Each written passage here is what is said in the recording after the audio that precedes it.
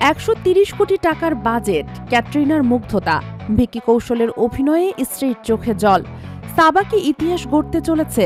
সবচেয়ে আলোচিত সিনেমা সাবা।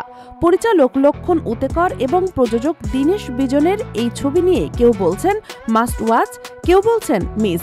কিন্তু ক্যাটরিনা কাইফ কি বললেন? স্বামী ভিকি কৌশলের অভিনয়ে তার রেটিং কত? ২০২৩ সালের এপ্রিলে শুরু হয়েছিল সাবার প্রি প্রোডাকশন। ১৩০ কোটি টাকার বিশাল বাজেট, ম্যাডক ফিল্মসের ব্যানার, সব মিলিয়ে তৈরি হয়েছে এক মহাকাব্যিক সিনেমা। কিন্তু মুক্তির পরেই টানাটানি। কেউ বলছেন ইতিহাসের সেরা পোর্ট্রেট, কেউ বলছেন গল্পে ঘাটতি।